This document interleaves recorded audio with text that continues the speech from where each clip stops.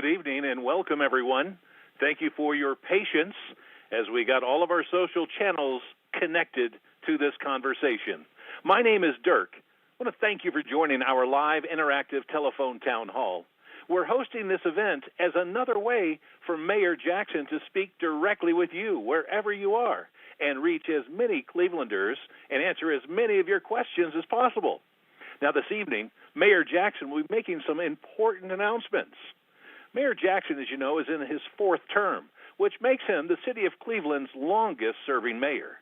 He is a lifelong Clevelander and resident of the central neighborhood on Cleveland's east side. During his time in office, he has been an advocate for building equity and opportunity for all Clevelanders in all neighborhoods. First as a city councilman, then as city council president, and now as mayor. Now, as I mentioned, this is an interactive forum, and we would love to hear from you after Mayor Jackson's opening remarks. We're going to take as many questions as we possibly can live during this event. We ask that your questions or reflections focus mostly on the announcement that the mayor will make shortly. But, of course, we invite all questions on all topics from Clevelanders. If you have a question and you're listening to this conversation on the telephone, you can simply press *3 on your telephone keypad at any time. You'll then be placed in line to speak with a member of our staff. They'll take down your name and where you're calling from. The next time you hear your name, you will be live on the call and able to ask your question directly. We'll do our best to answer as many questions as possible this evening. Yet, we do receive a lot of questions during these live events. So if we're not able to address your question, please stay on the line and leave a voicemail after the event. Or, as always, you can send an email to communications@clevelandohio.gov. You can also call 311 or use the Mayor's Action Center at 216-664-2900.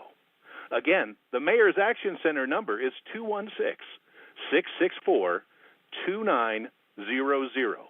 Remember, if you have any questions throughout this event, please press *3 on your telephone keypad. And now, to start this meeting off, I'd like to turn it over to Mayor Jackson. Hello, Mayor. Yes. Well, good evening. Good evening. How are you doing this evening? I want to thank you for joining me tonight. I'm hosting this Teletown Hall meeting to speak directly with you, the residents of the city of Cleveland, before I talk to anyone else. Now, for the last 31 years, for over 31 years, from being a city councilman in Ward 5 to being the council president and now mayor, you, the people of the city of Cleveland, have worked alongside me for change and to create a better quality of life for all of our citizens. Together, we have accomplished many, many things. But there's so much more work to be done. The work and the challenges for public servants never ends. In that sense, there's always work to be done. You know, public service is an honorable profession, but it's not made for everyone. But those who take up the work and the challenges have the greatest opportunity to change the lives of individuals, families, and communities. Now, I'm honored to hold the office of mayor, but I'm here to share with you today that I've decided not to seek re-election for a fifth term. I've led the city of Cleveland as your mayor for almost 16 years. For 16 years, I have worked to stabilize this city, position this city for the future, and to ensure that all can participate in the prosperity and the quality of life that we've created. Whether it's through stabilizing the city's finances and balancing the budget in economically hard times, or whether it's enhancing city services and accountability, making capital investments in our neighborhood resource and recreation centers, in our playgrounds, our parks, our streets, all of our public buildings, and purchasing vehicles and equipment so that we could provide public service, as well as demolishing abandoned properties. We've also invested in our future through economic initiatives in an attempt to establish a sustainable economy. We've navigated through the foreclosure crisis, the Great Recession, and we're currently in a pandemic, with a focus on Cleveland being better positioned for recovery after all of these events. We reformed the Cleveland Metropolitan School District to ensure a better educational outcome for our children through the Cleveland Plan. And we are bringing Say Yes to Cleveland so that our children will have the opportunity for higher learning, as well as helping to build our hospitality, tourism, and film industry, and attracting national and international events to the city of Cleveland. Investing in people and investing in our neighborhoods based on their strength and based on their needs. Now, all of these things and more are necessary, and they are essential for positioning Cleveland to have the opportunity for a great future. But it is not the definition of a great city. A great city is defined by what we do for the least of us, not in terms of welfare and charity, but by whether or not we all can participate in that prosperity and that quality of life that that city produces. Now, during my time in public office, people have often asked me, Frank, what keeps you up at night? And I always tell them now, for sure, the business of politics really doesn't keep me up at night. Now, the decisions are difficult, but and you have to make them, but that's just part of the job. But there are things, however, that haunt me. Things that are implanted in my brain. Things that no matter how much I have accomplished, and no matter how much work I put in, or how this system measures success, as the lyric of the song Sounds of Silence says, those visions still remain. They're the visions of crack cocaine in the 80s and 90s and the effect it had on our communities, our families, and on individuals. It's the vision of the current opiate epidemic. The vision of a young lady who sold herself for just another hit. The child who is abused and neglected physically, emotionally, and psychologically, and left alone in this harsh world that really does not care, but then judges that child when it grows up doing what it has learned to do just to survive. And going to the funerals of children murdered in the drug game, in a street culture that has no mercy. And young men coming home from prison with no hope of a job, decent housing, or opportunity to raise a family. And yes, even those who do right in spite of it all, but receive little or no help as they struggle to overcome the challenges and the obstacles that have been put in their path. These visions and more, accompanied by the fact that many of the people I've interacted with, they were the children and grandchildren of people I knew and were in many cases my friends. So this has always been personal to me.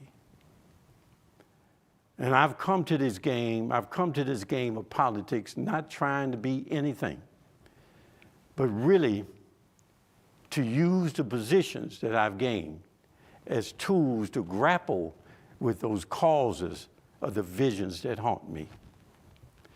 And it hasn't changed. It really hasn't changed. The underlying cause was, and it still remains, institutionalized inequities, disparities, and racism, coupled with a sense of hopelessness, fatalism with an acceptance of dependency, and seeing no real reason to be part of a system that produces these senses. Now, I've always attempted, to work for Cleveland's success with the understanding, however, that Cleveland's success has no value to me unless all can and do participate in that success. Now, we're not there yet as a city. So, the work is not done, and the challenges still remain. Now, that too haunts me, because I know that with all of my efforts and with everything I have accomplished, it has not been enough. But I'm moving on with understanding that this is a relay race, not a sprint. The race is not over, and we are not yet a great city. Your job, this is your job, will be to ensure that the runner in the next leg of this race runs hard and he runs true. Although I'm not seeking a fifth term, I am, and I will be working until my term is up. Between now and the end of this term, my term, I will talk to you about those things that we need to stay focused on. It's my pleasure to serve you as mayor, and I'm honored that you chose me to be your mayor. Now, you rolled with me through the good times and the bad. And even when you was mad at me and you thought I was crazy. But you know what? I appreciate that.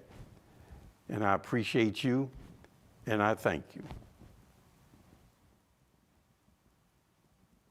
Thank you, Mayor Jackson. We now have a brief video, so everyone that's listening in on the phone call with this Tele Town Hall will hear the audio, and everyone participating in this call on the web will see the video. We will begin our Q&A after this video.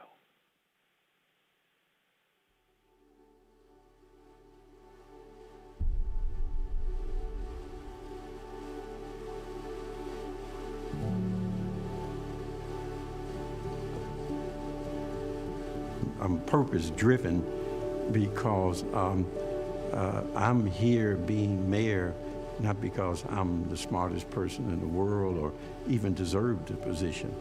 I'm here because there are people, many of whom I don't even know, have done things and sacrificed things so that somebody like me can be mayor.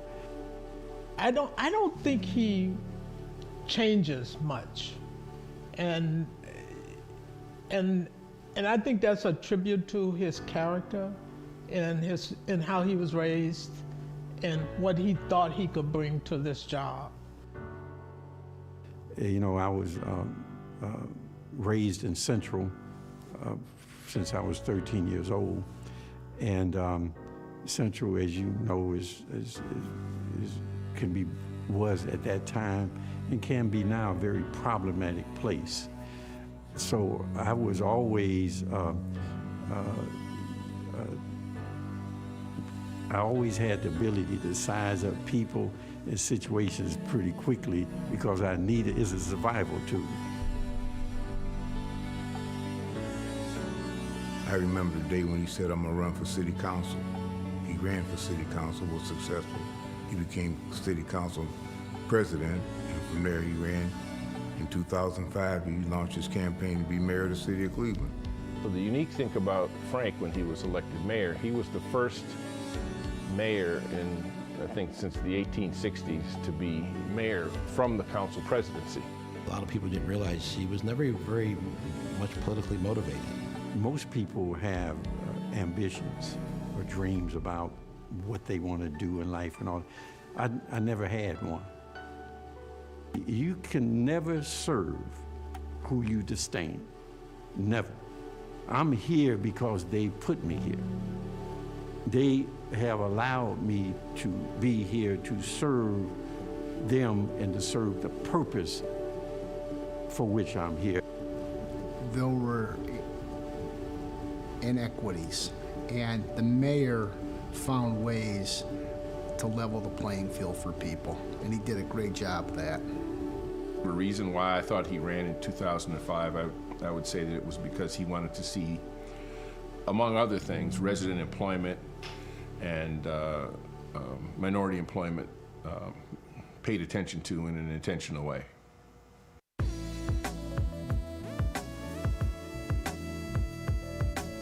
The measure of a mayor, I believe, is the ability to first articulate a vision, motivate other people to adopt that vision, and then having the wherewithal to implement. I don't know if there's anybody more responsible for bringing the Republican convention back to Cleveland. With breaking news about the 2016 Republican National Convention, we've just learned the site selection committee of the Republican Party has recommended Cleveland. He wanted it here. He, as a Democrat, worked hand in hand with the Greater Cleveland Partnership. I was in some of those meetings. I said, the mayor wants us to raise the money to have the convention here. And people were very much afraid that there was going to be trouble. But Frank Jackson went into the neighborhoods. He, with his police chief, Calvin Williams, they made the difference. Well, I think Frank has been able to garner resources for the city of Cleveland through federal grants. He's been able to bring money into Cleveland. I know for a fact as a business owner that I've benefited from the Cleveland Development Relief Funds. It's really helped and made an impact.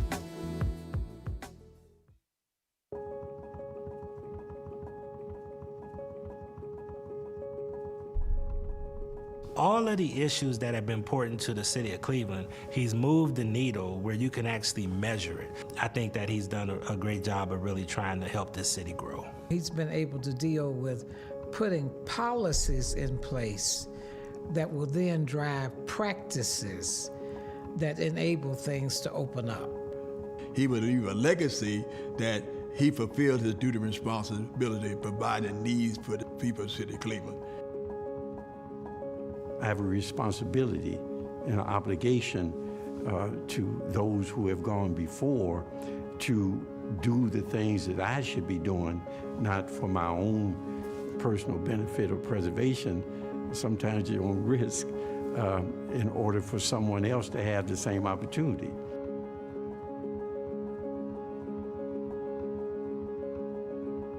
Hey everyone, I'm Samuel L. Jackson. I guess somebody would know that. But I just want to say a few words about Mayor Jackson and my experience there in Cleveland working when I was there.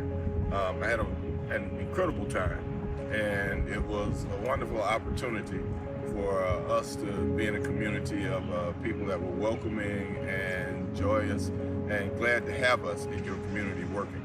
It was an honor and pleasure to meet Mayor Jackson. I really enjoyed spending time with him and hanging out in his community, meeting his family, and seeing all the work that he's done there and how he's unified that particular community.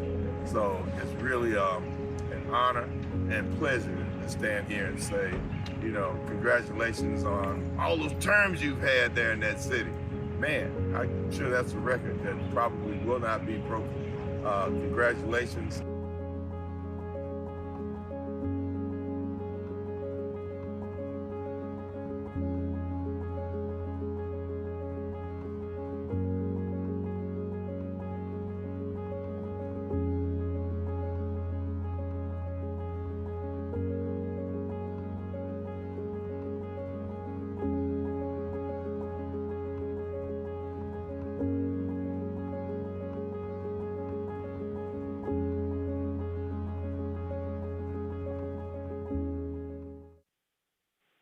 As a reminder, this is an interactive forum, and we would love to hear your questions. We do ask that your questions or reflections focus mostly on the announcement that the mayor just made. But of course, we invite all questions on all topics. So if you have a question, all you need to do, if you're listening on the telephone, is press *3 on your telephone keypad at any time to enter the question queue to ask your question. What will happen after you press *3 is a member of our staff will collect your questions. We'll answer as many as we can during this event. But if we don't get to your question, you're welcome to reach out to the City of Cleveland via our social media pages or by calling 311, or you can use the Mayor's Action Center at 216-664-2900. Again, the Mayor's Action Center, 216-664-2900. If you have a question and you're listening on the telephone, please don't hesitate to press *3 on your telephone keypad to enter the question queue. If you're listening online, you can submit questions beneath the streaming player by entering your name and question. So, Mayor Jackson, if it's okay with you, love to get into the Q&A now. All right, let's get going. All right, we've got Sylvia first up on the line with us from Cleveland. Sylvia, welcome to the call. Go ahead with your question or comment. Hello, Sylvia. Yes, good evening. I just wanted to say I don't have a question. While I'm saddened to see that the mayor is stepping down, I wish him nothing but joy and peace. Take a bow, sir. You have done a great job. Well, thank you. I appreciate that. Thank you. Thank you very much. Moving on, we've got Shelley on the line with us, and she's also in Cleveland. Shelley, welcome to the call. Go ahead with your comment, please. Hi, my name is Shelley Follett, and I just want to say thank you so much. You have been a great mayor.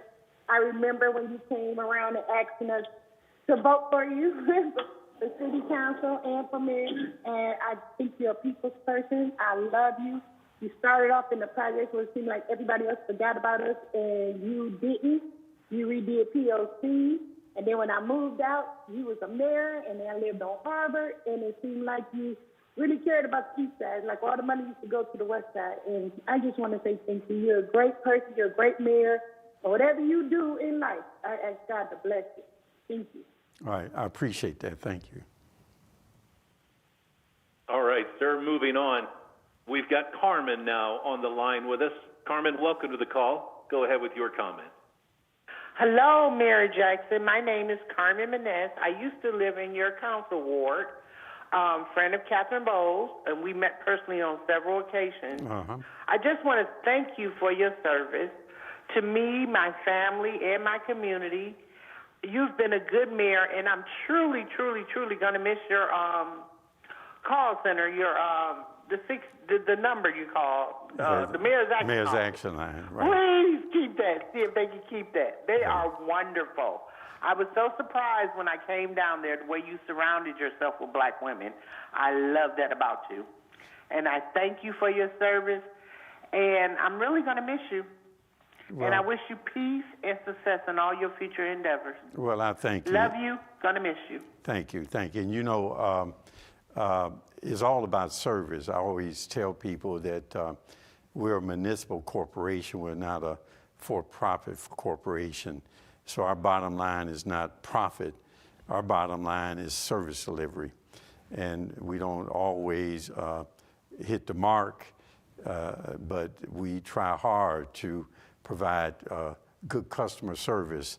And part of providing that good customer service is to give people respect when they call for that service. I tell my people all the time that when people call and they're complaining about something, about 99% of the time, they're complaining about stuff they had a right to in the first place. The only reason they're complaining is because they're not getting it. And so we have to understand that. Now, every once in a while, you get somebody just come off the wall. But again, 99% of the time, people are bringing their concerns and their complaints to government because they're in need, or we have not been fulfilling our obligation to them. And I always tell them that understanding that will take it a long way in terms of us being to serve that person. So I appreciate what you said.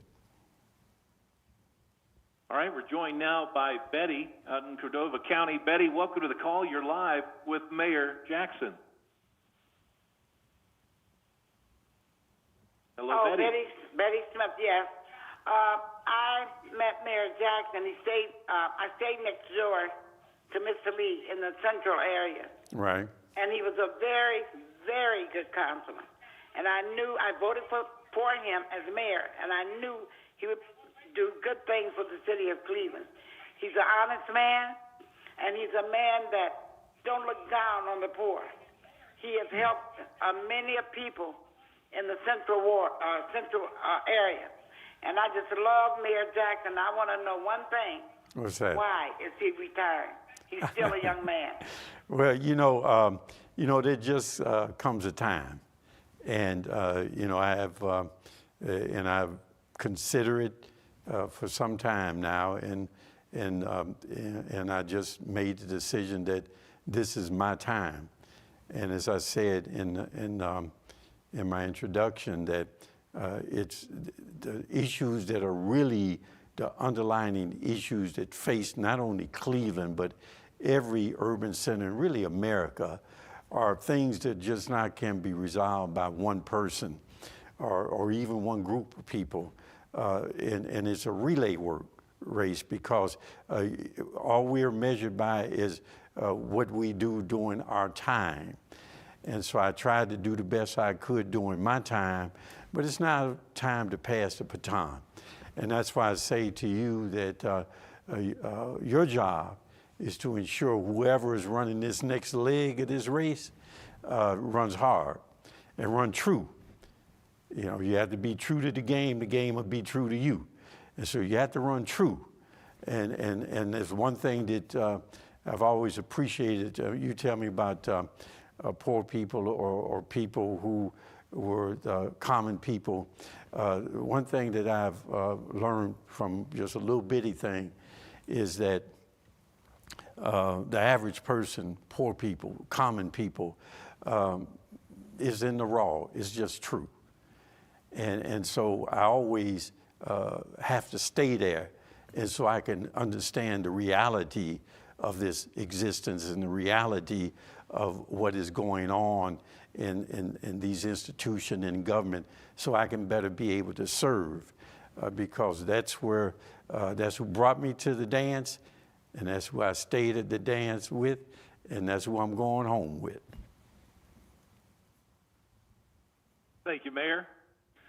Moving on, we've got Myra joining us now, live on the line. Myra, welcome to the call. Go ahead with your comment, please. Hey, Mayor Jackson, this is me. Hey, Myra, how you doing? Myra.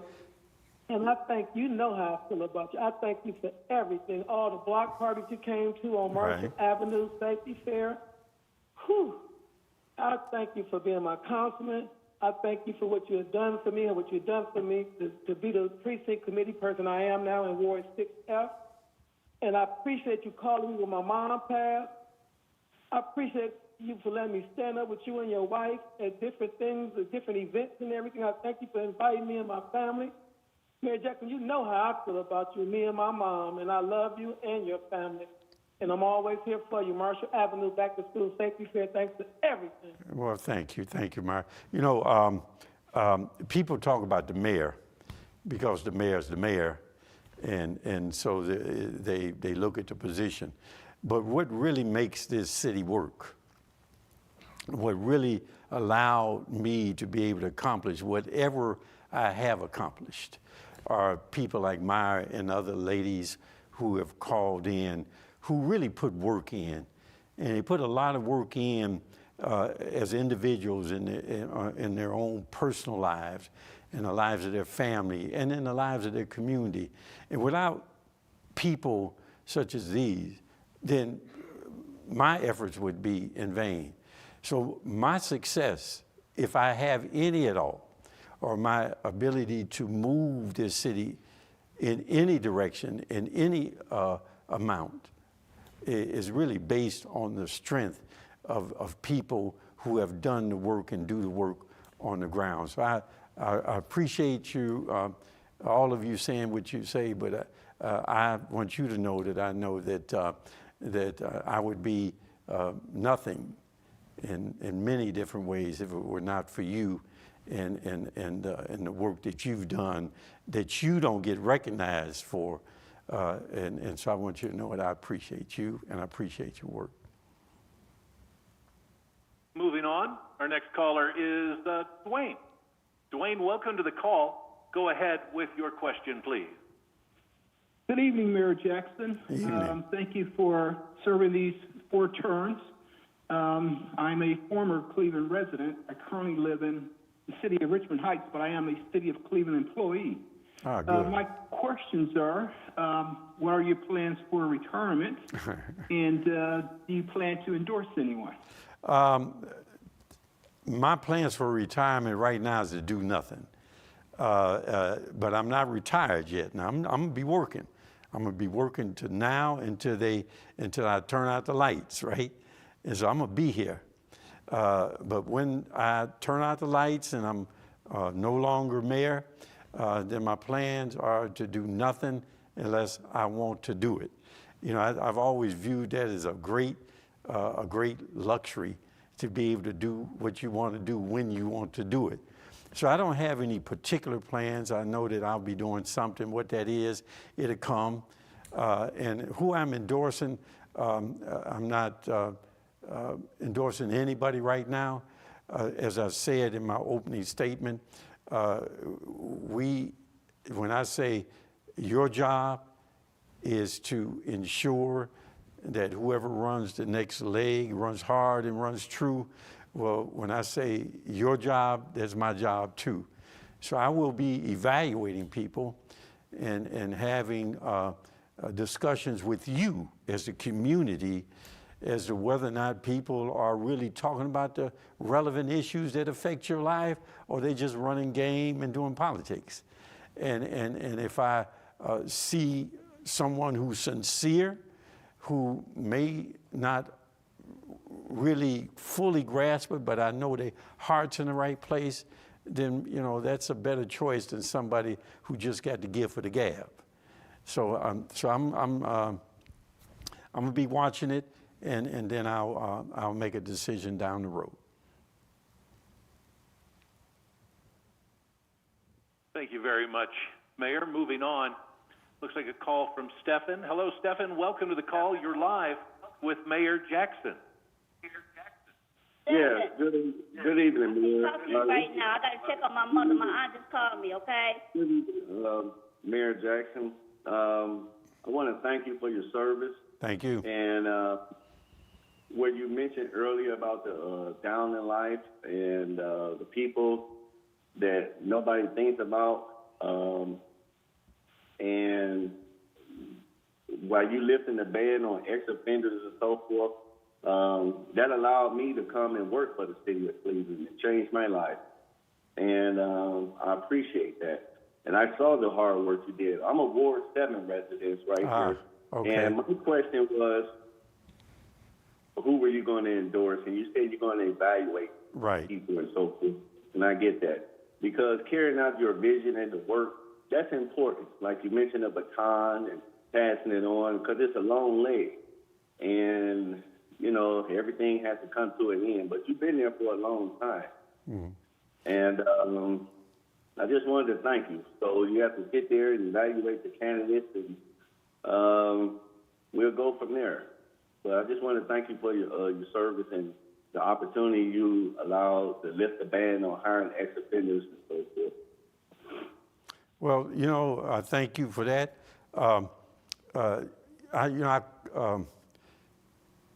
When we make decisions, if you're in a position of power, authority, or influence, and you're making a decision, that decision has to be based on people who may not be able to speak for themselves, or people who the system is functioning in a way that produces an injustice to them. And our job, and you're in Ward 7, and I'll try to be as quick as I can about it. Councilwoman Fannie Lewis, I remember her telling me once, she got sick and she was in the hospital. And so when she got out, I was in city council then. I wasn't council president. I was just councilman. And I saw her in the hallway. I said, "Hey, Miss Lewis, how you doing? I heard that you weren't feeling well." She said, "Yeah, Frank, I was sick." He said, "But while I was in the hospital, I had a vision." I said, "Okay, Miss Lewis, what was your vision?" And she said to me, she said her vision was that she saw this huge slab of concrete, a huge slab of concrete of enormous weight, and that she heard crying and moaning and wailing from beneath this huge slab of concrete of enormous weight. And I said, "Well, Ms. Lewis, what did that mean?" She said to me, she said, "Frank, I didn't know, but I asked." And she said, "It came to me that the crying and the moaning and the wailing was that of the people. And that they were crying and moaning and wailing because they were tired. They were tired because they had to bear all of this enormous weight of this huge slab of concrete. And that our job as elected officials and people of authority, power, and influence was to never add to that burden. And our job was to relieve that burden." And so in that vision, in that context, is how I believe public service is. And the opening up to opportunities to those who the system had rejected and kicked to the curb, and we were able to bring people into opportunities, and they take advantage of opportunities, and they become productive parts of our community, and they have families, they raise their children, and they become the core of what makes Cleveland a great city. A great city is measured by what we do for the least of us. And this wasn't welfare charity that we did. All this was allowing for you and people in similar situations to participate in the prosperity and the quality of life that this city has to offer. And that's what the job is. And so I appreciate you.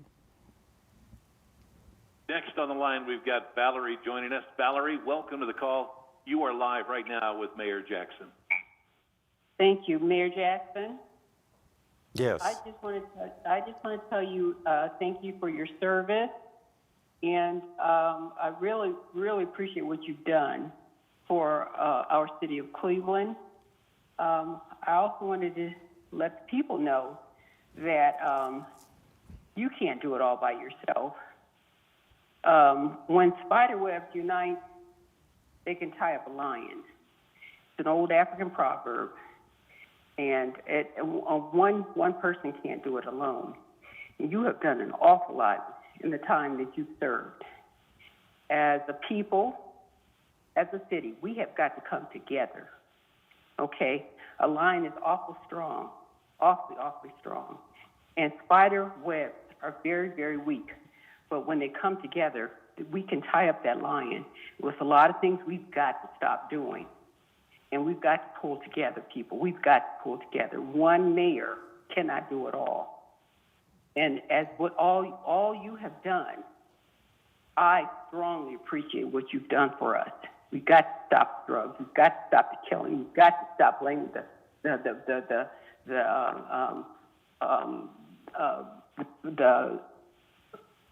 police. The police. You know, we've got to stop blaming them. We've got to help them. And I know they've not been the greatest police in the world, but all of them are not bad. Come on, people, let's wake up and smell the coffee here. And all I'm saying is we've got to start helping each other. And we've not all been saints. But I just want to say, Mayor, I appreciate you. And I just want to tell us, as a race of people, we've got to start helping each other too. Well, I just want to say, God bless you.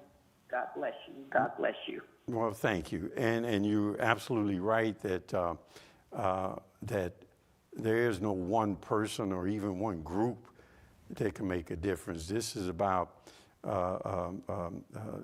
change, and all change begins with individuals, and it spreads to families, and then it spreads to communities, and it becomes a movement. It becomes a cause. And I lived through the civil rights movement of the 50s and 60s. I was a child, and I remember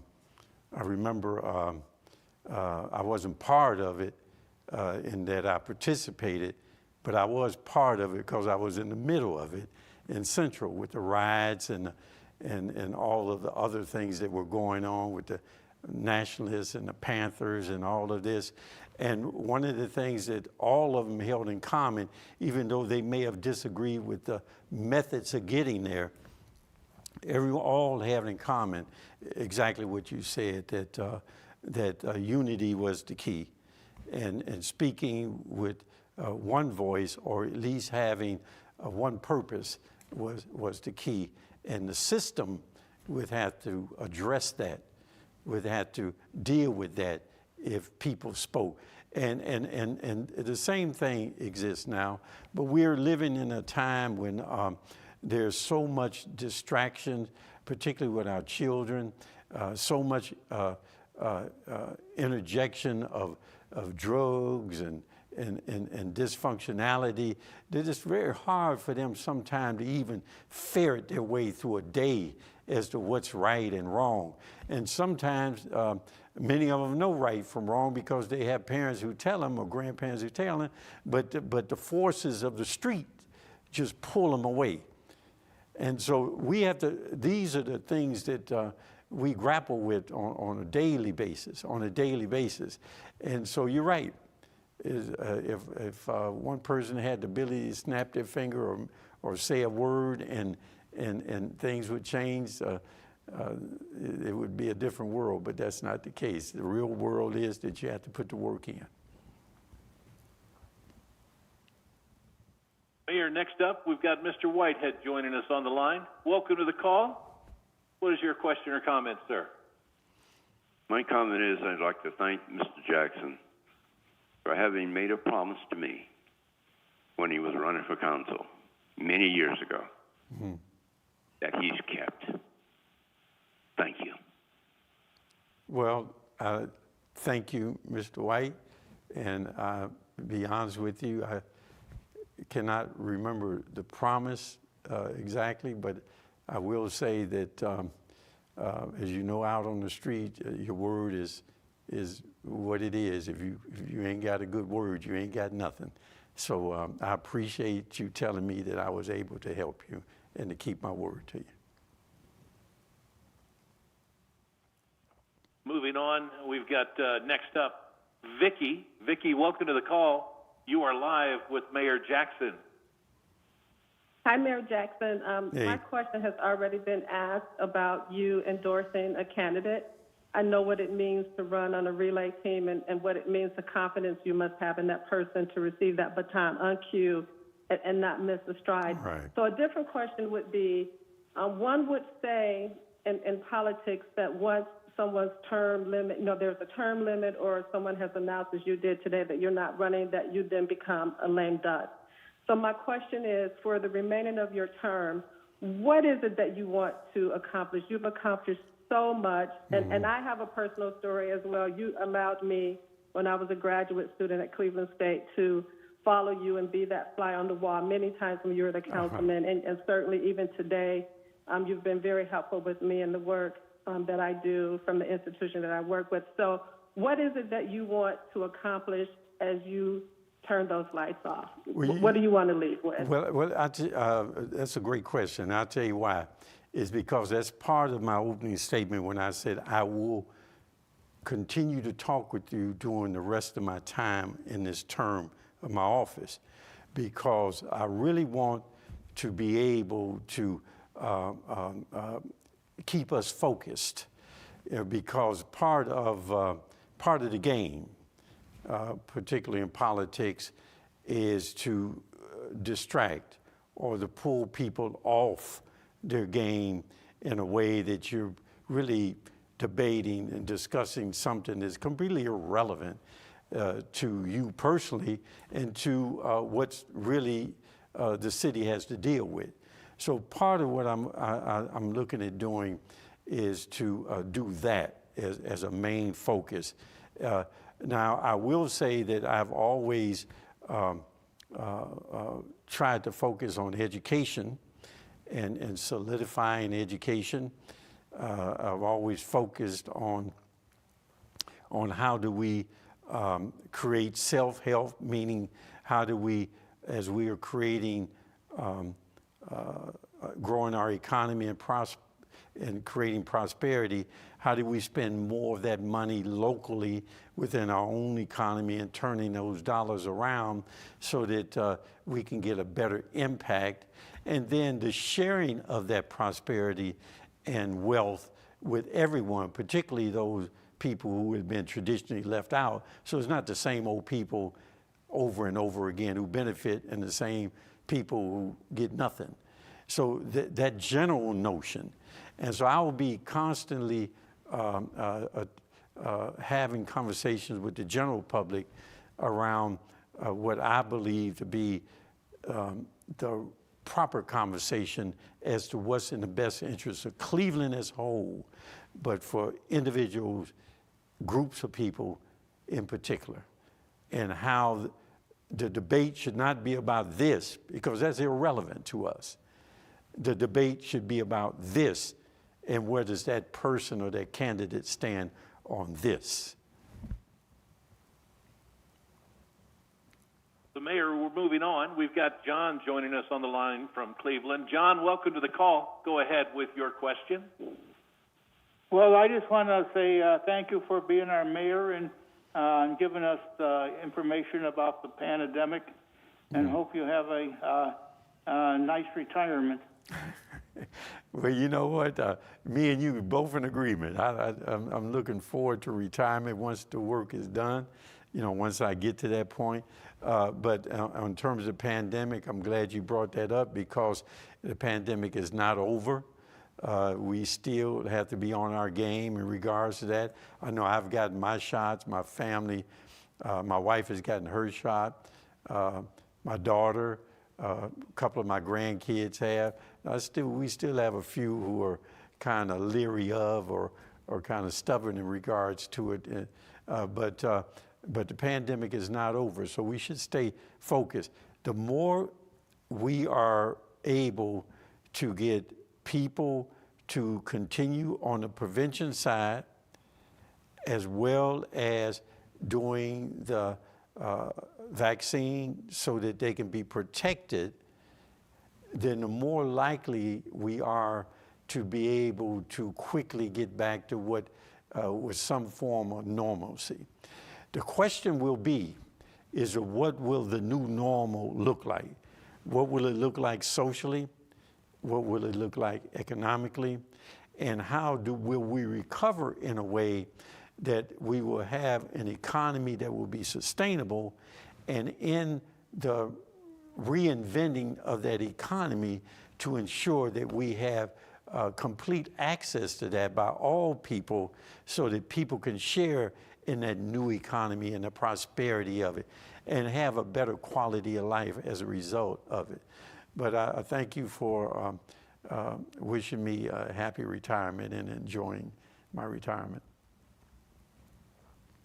So next up, we've got Justine joining us. Justine, welcome to the call. You're live with Mayor Frank Jackson. Go ahead with your comment. Hi, thank you, Mayor. Yes. I appreciate what you've done, and I found it very reassuring to listen to you during the pandemic because you were so steady and experienced. I can't imagine what it might have been like if during some kind of crisis we didn't have somebody like you.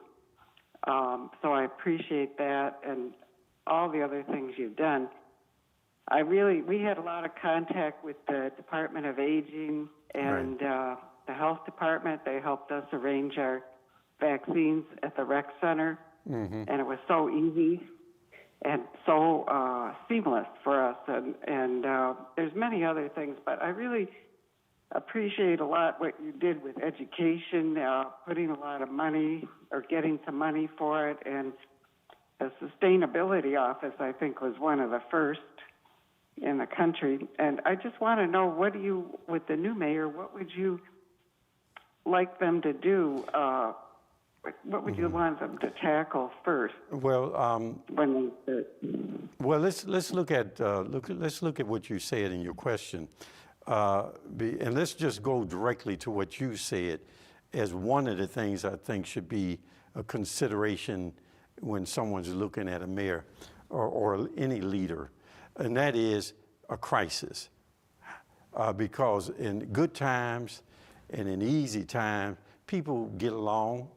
Everything's okay and people coast, but you know people in adversity, and you know them when challenges come, and you particularly know them when a crisis hit, and they're the ones who have to make decisions and handle that crisis. And you have to have someone who can deal with that. As you point out, if you panic, you're going to lose. There's no question. When a crisis hits, you should be looking at your candidates and looking at among them, because ma'am, there's going to be another crisis, believe me. It's just like we didn't expect this epidemic, it came. Just like we didn't expect the foreclosure crisis and the Great Recession, it came. There's going to be another crisis. You can bet on it. The question is, how do we handle that crisis and handle it in a way that minimizes the burden and the negative impact on people and businesses and allows for a rapid recovery and better positioning of business and people post that crisis? And if you panic in that situation, you're going to lose. City of Cleveland's going to lose. And if the person gets scared, oh, you can forget it. We're dead then. So I think when you ask about what are some of the things you'd be looking for, I think you've raised a very important, one of the very important things that you know is coming. And so you should, as people are having conversation and debating and talking about whatever it is, you should be analyzing them based on that relevant. Now, that's a very relevant thing. That's not irrelevant. That's very relevant, because there will be another crisis, and it will come quickly, and it will be swift, and it will be devastating, and the impact will be enormous. And how do you handle it? And how do you handle it in a way that not only do you survive, but you recover better off than you were when you went in? Everybody can't do that, so you need to evaluate that as just one of the things that you look at in a candidate. Moving on to our next caller, we've got James in Cleveland. James, you're live. Go ahead with your question, please. Good evening, Mayor. Good evening. It's really gonna be something to have a city without a mayor for Frank Jackson and everybody else in the city of Cleveland. I tell you right now, let's start praying. But Mayor, I just wanted to ask you, when might the city open back up as a whole? If you know. Yes, we're planning on that, James. We're planning on that. What we're looking at now, what I have my people studying now, is, City Hall is closed to the public, but we have people coming. So what we're doing is we're providing the opportunity for, since everyone can get vaccinated now, we're providing opportunity for our City Hall employees, airport employees, utility employees, public work employees, everyone to get a vaccination. And once they have that choice, they can choose to do it or not do it. But then we will begin, let's take City Hall, for instance. We have developed already a protocol for people who will be able to come into City Hall and, wear a mask, maybe get temperature checked. And then if they want to go to a certain part of City Hall, then there will be a capacity of which that office can hold. So we'll regulate the flow of people in and out of that area that they want to go to. Let's say vital statistic is a perfect example where you have death certificates, birth certificates, and all these, and license and assessments and things like that, or up in building and housing where they need permitting, all these kinds of places, right? And so we'll have a protocol for people to enter City Hall. We'll have employees there at City Hall because we've given them the opportunity to get a vaccine if they want. And then we will gradually do it, maybe 3 days a week to get acclimated to it and then eventually become full. We're also beginning this month, I've told my special events people that we are accepting permits now. We're accepting application to issue permits for parades and festivals and those things outdoor, because the more people are getting vaccinated, and particularly if you're outdoors, then the safer it is. And so things that are like parades or these ward festivals, other kind of outdoor events, outdoor sporting things at our rec centers, baseball, basketball, football, all those things will begin, you'll see that begin to ramp up this summer. And hopefully, as the country gets more and more vaccinated, as we get as close to 100% as we can get, and all those who want to get it can get it, then we'll be closer to having a city that is more normal to be open. Now, if you have activities indoors, at bars and restaurants and or wedding receptions, or funerals, you still, those are indoors, and there's still risks there as long as you have a large number of people who have not been vaccinated. If you have 80, 90%, I think it is, I don't know the exact percentage of people vaccinated in the community, then those events can be held in a normal way too. But since it's indoors, there's a greater likelihood of the virus to be transmitted as opposed to outdoors. So outdoors will be opening up much faster and quicker, and indoors we will get there as more and more people get vaccinated. Joining us now, we've got JT on the line from Cleveland. JT, welcome. Go ahead with your question. Good evening, Mr. Mayor. I'd like to thank you for your service, and I'd like to echo Camelia for her service. I'd like to talk about the new film and events division. My team, Fashion TV Network, we're part of the Atlantic Stock Exchange business program. We're already working on 7 TV shows and 3 events in the next 3 to 5 years. So we would like to know more about that and how we can link up with the city of Cleveland and create a new revenue stream and about 100 new jobs. We've already been working on this for the last 6 months with the Atlantic Stock Exchange business program. Okay. Well,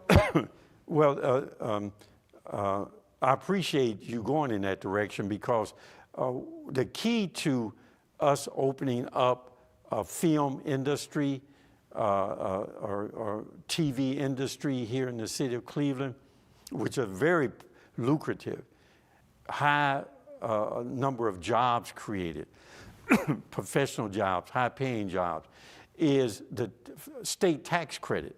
I think we were capped out at $100 million, no, $20 million, I think it was, in state tax credits. And there were films that were made in Ohio, and most of them in Cleveland, but they outstripped the tax credit. So there was no more tax credits. And my understanding is we lost about 5 to 7 films that would have come here, but for the fact that there was no more tax credits at the state of Ohio. So we're working on that. We're working on that aspect. And if we believe that if we can get it up to at least $100 million of tax credits, then the film industry will look at Cleveland, because they recognize that Cleveland is a place where they can come to. We're not as expensive to do the same thing that as they would do in LA, Atlanta, or New York. Is much more expensive, less expensive here, and we're a friendlier place to do business as well. So we're going to be working on getting the state to increase the amount of tax credits so that we can have an opportunity for more and more filming here in the city of Cleveland. And when that, and what we're doing at the same time, we're attempting to set up a new division of special events. Now, this division of special events will be separate from, it will have its own commissioner.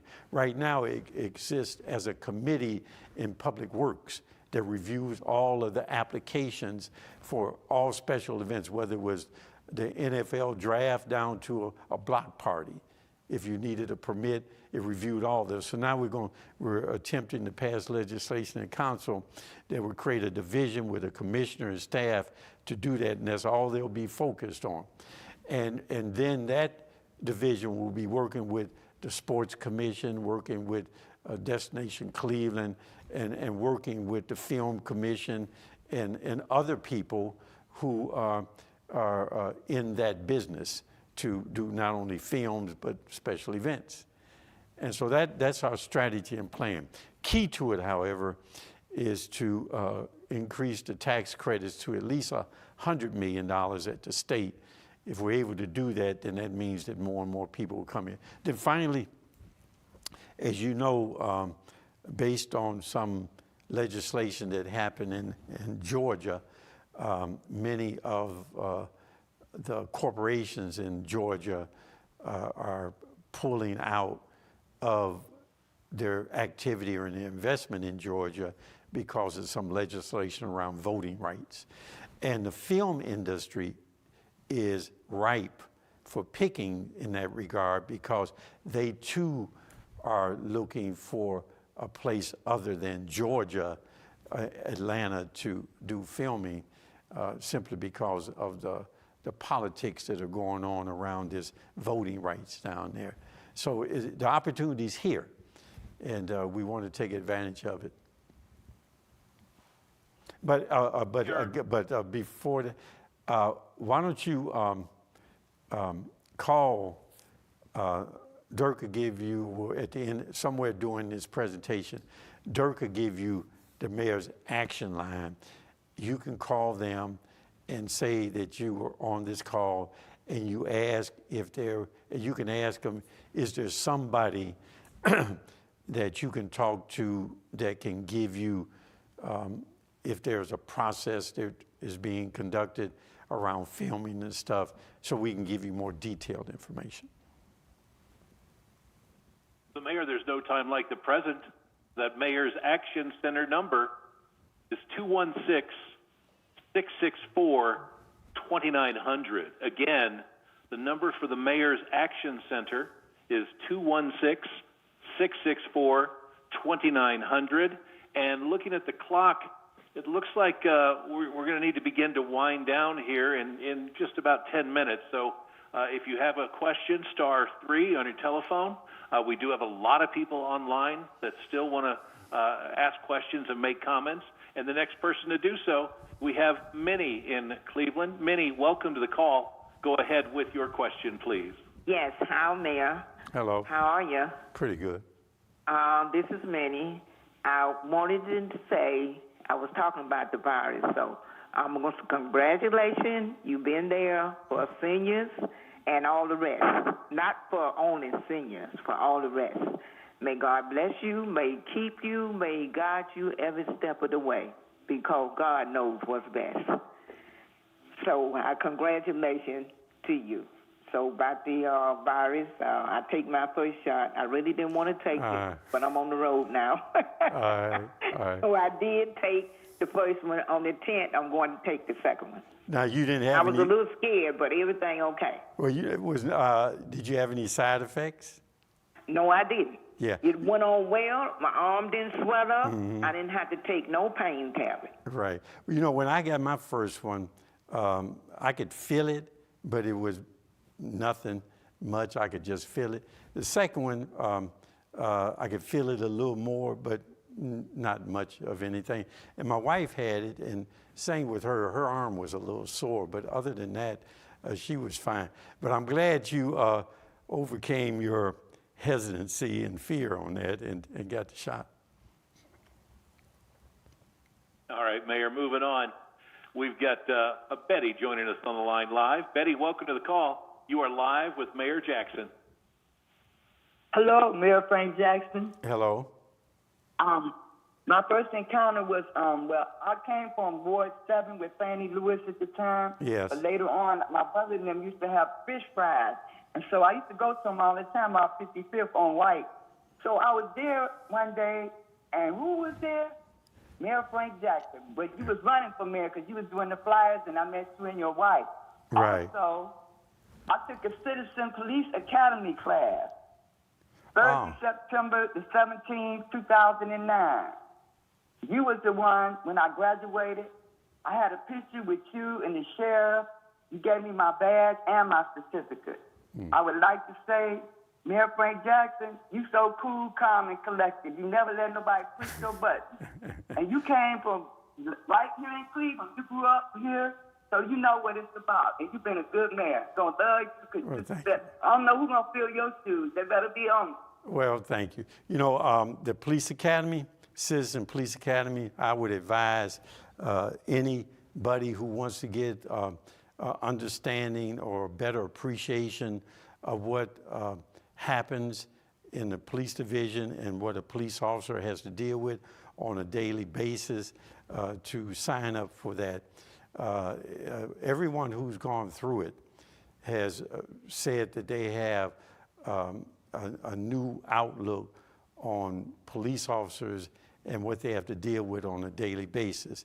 And they have an appreciation of the challenge of the division of police. You know, we are an urban center, which means we have urban problems. And that means that there will be times when things don't necessarily go right. And there will be times when there'll be use of force.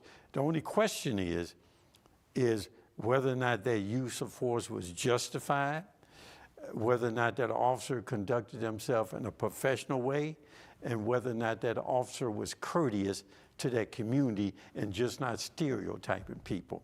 And so when you have the Civilian Police Academy, the civilians learn a lot about police, and the police learn a lot about citizens. And so it's a good combination that helps to build community. Now that fish fry on White Avenue, that was probably the Albritons, who is my wife's auntie's family, and they used to give a fish fry every year on White Avenue. I think it was by the school, if it's the same place, and that's why me and my wife wound up there that day. Moving on, we've got Mary on the line with us. Mary, go ahead with your comment, please. Good evening, Mr. Mayor. I appreciate your service. Thank you. I had two deceased relatives, Anita Kennedy, my cousin, and my mother. Oh, Miss Kennedy. And Lightning that just, and myself think I think you're just great. And a lot of other people, I'm sure, do too. You wouldn't have won four terms. I appreciate your service, and I think you did well. And I hate to see you step down. And God bless you. Take care. Thank you. Thank you. And she mentioned Miss Anita Kennedy, I believe, is who she said. Miss Anita Kennedy was a lady who passed away, but she lived in Garden Valley, public housing. And she was a mainstay of public housing, really a mainstay of that part of Ward 5, that Kinsman area. and was a supporter of mine, a precinct person. And that goes back to what I was saying about, like with Myra, how the people really put the work in, who really do the work on the ground. And without them, there's no success. And so Ms. Kennedy was one of those people. Mayor, there are so many people who want to wish you well and have great comments for you. So we're going to try and keep going here. So if we can ask that everyone coming on the line live go so quickly, please, so that we can try and get as many people in as possible. Deborah, you're live with us. Go ahead. Hello to all. Yes. And I say kudos to you, oh dear Mayor. Yes. You have set the bar very high with your truth, love, trust, and integrity. Thank you. And I am here to tell you that the Lord let me know that the vision that Fannie Lewis had, that came from God, that you have done more than your share to see to it that the burden has been lifted off of the people, and you need to be comfortable with that, knowing that. So you can go ahead, because when your time comes, which is not now, but when your time comes, you will be leaving here and you will see your dear friend Fannie Lewis in heaven. That's where you'll be. Well, thank you. Thank you so much. Well, thank you. Very much. Thank you. Oh, I just want to thank you so much for all that you've done. You have set the record straight and set the bars high. And believe me, that not just for Cleveland, but for all, everywhere, you have set the bar high and set the standard. So you just rejoice knowing that you have definitely pleased the Lord. Well, I thank you for that. Thank you. Thank you. All right, moving on, Mayor. We've got Florence in Ward 5. Florence, welcome to the call. Thank you very much. Mayor Jackson, Yes. I praise the Lord for you and thank him for you being a virtuous mayor and staying in Ward 5, because I'm still here also. I know that we need virtuous people in religion and faith, in families, education, government and law, media, news and commentary, arts and entertainment, business and economics. And the city of Cleveland, with us being in the central area, we are centrally located to all of these spheres of social influence. And kudos to you. And our Lord said we would have the poor with us always. So we do what we can for the poor.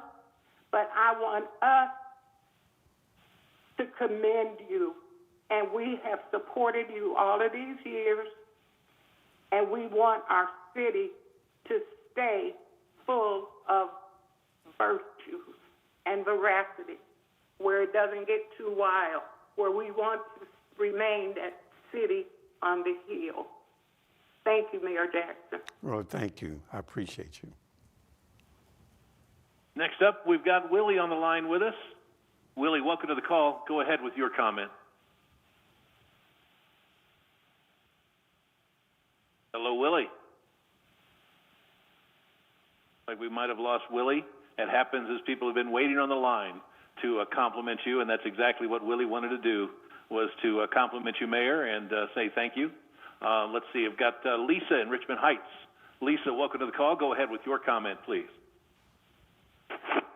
Hello, Mayor Frank Jackson. Hello. This is Lisa. I'm calling from Richmond. I just want to thank you for your service and your kindness and your respect for people. I also pray as you leave for peace for you, but never leaving our hearts. And I just want to say bless you and stay safe and be well. Thank you. Thank you very much. All right, we've got Carmen now on the line. Carmen, go ahead with your comment, please. Hi, Mayor Jackson. It's me again, Carmen. Just a quick question. When does your term end? The last day of this year. So the January 1st of 2022, a new mayor will be sworn in. So I'll be mayor all the way up until that time. So our next caller is Pat, Ward 6. Welcome to the call, Pat. Mayor Jackson, I live in Ward 6, and I appreciate you, and I wanted to tell you and thank you for your wonderful service, and I pray for your retirement and enjoyable time with your family. Well, thank you. Thank you very much. Moving on, we've got Linda next in Cleveland. Linda, go ahead with your comment, please. Hello, Mr. Mayor. Excuse me. I hope you were able to see the draft in Cleveland last week, and Cleveland really shined, and it was a result of your leadership as well as that of your command staff, if you will. And I don't have a question, but I simply want to thank you for your thoughtful, deliberate, and steady leadership. Oftentimes, politicians have been required to make retractions because they've made a decision or made a statement before they had all the facts. And I cannot, during your 16-year term, remember that ever happening with you. So I just wanted to thank you again for being our mayor. Well, thank you. I'm a believer in, let me put it this way, I ain't in the business of deceiving the people, so I'm not in that business. And so you're right, when I make decisions or make statements, I keep that in mind, that people are paying attention, and that I need to give them good and accurate information. I give it to them best I can. Sometimes I'm not always right in terms of whatever it is, but it's not because I want to be wrong. I intend to be right. And on the NFL draft, I thank you for the compliment there, but that was really a community effort. You know, everything that we do in Cleveland and we're successful at, it turns out to be a total community effort. And we had people from Sports Commission, Destination Cleveland, the Browns, our employees in the city of Cleveland, who are including the police department. You know, I was just part of that since I'm the mayor. But there are people, I mentioned special events, and the people over there who did things. And there was a lot of people who came together to ensure the success of that event. And I did watch it on TV. Watched, I would say, about 75% of it on TV. So I'm glad you enjoyed it, and I thank you for your compliments. So now we've got Carolyn in Ward 6. Welcome to the call. Go ahead with your comment, please. Good evening, Mayor Jackson. Good evening.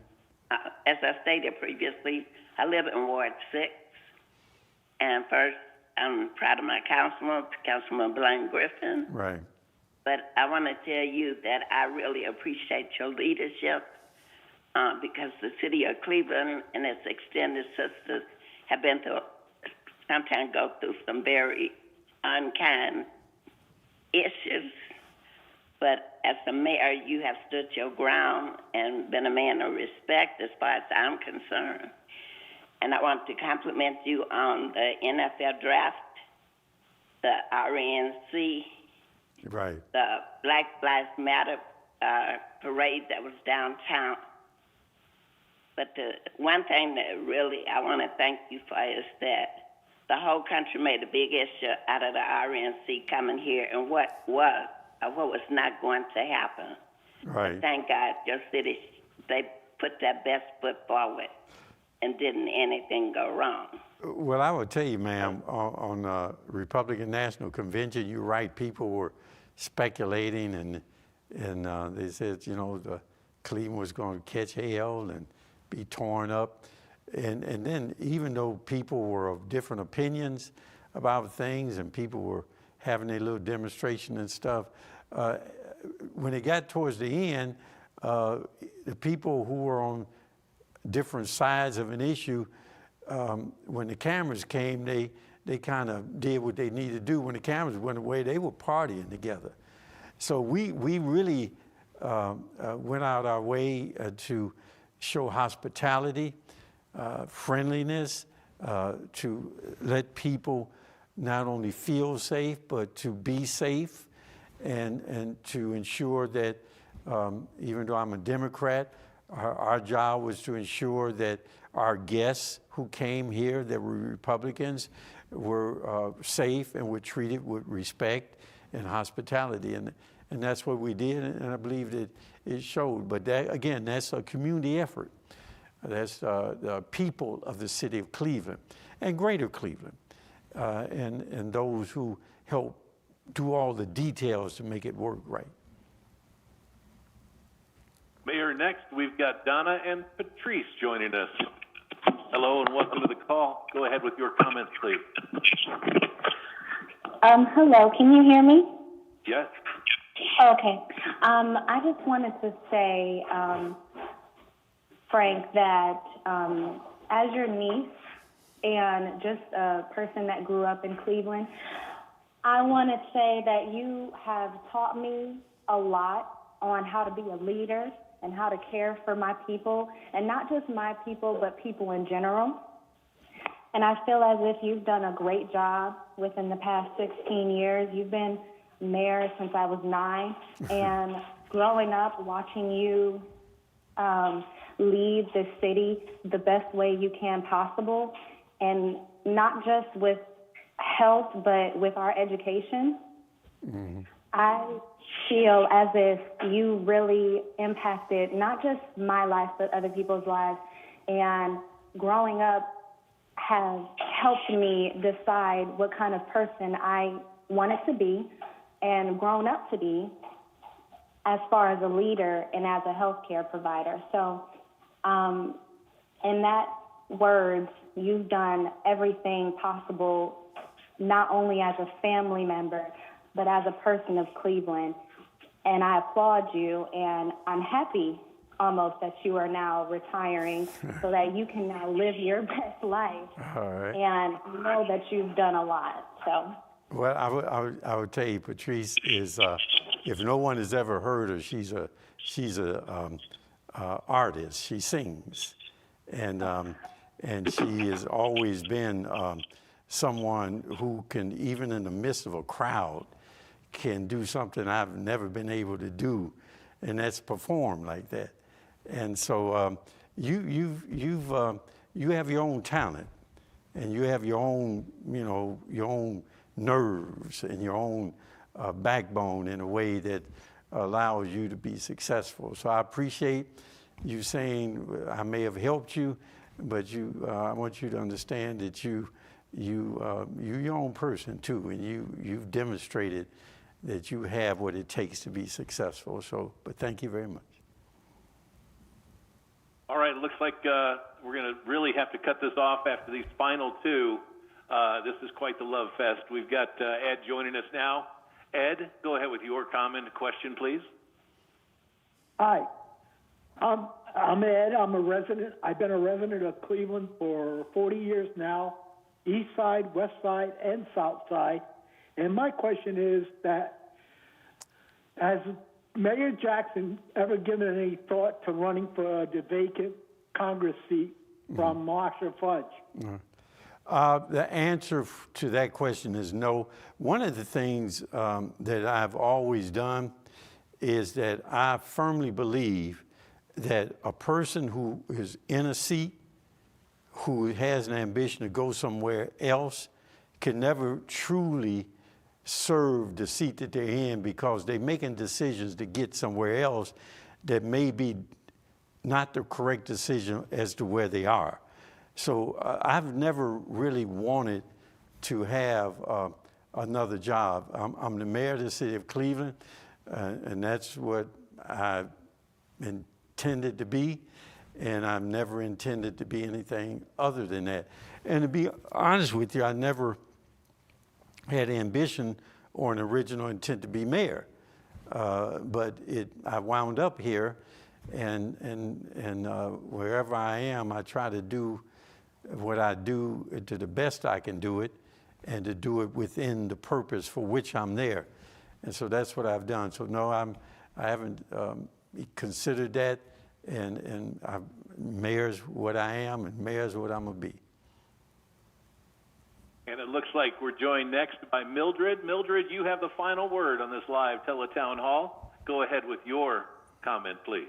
Well, thank you so much. And I would like to thank the mayor for always being a role model for the youth, especially in Ward 5, to show that if you dress GQ, old-fashioned, but like a business person, that you still can be thoughtful, kind, considerate, and really how you've always treated and respect to not only the kindergarten, preschool, but to the seniors.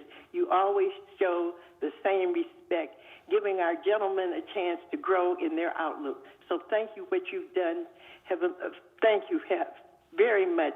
Love you, Frank Jackson. Hope that you and your family enjoy your retirement together. Thank you very much. I appreciate that. Thank you. So, Mayor, as we bring this live teletown hall to a close, do you have any closing remarks for us? Well, the only thing I can say is thank you. Thank you to the people of Cleveland and really greater Cleveland, because without them, whatever little things that I've been able to accomplish, I would not have been able to do it without them. And that I know that many of them will never receive recognition, whether it's from the public at large, and they'll never get the notoriety from the public at large. But I want them to know that I appreciate them, that I recognize what they have done, not just for me, but allowing me to do what I could do for the city of Cleveland. Because the one thing I always knew, that when I was out there and I was taking a stance, even if it was unpopular and people didn't completely understand it, they knew I never lied to them, and they always had my back. And because they had my back, I was able to do more and more for this city and for the people of this city. So I want to thank everyone. Thank you very much.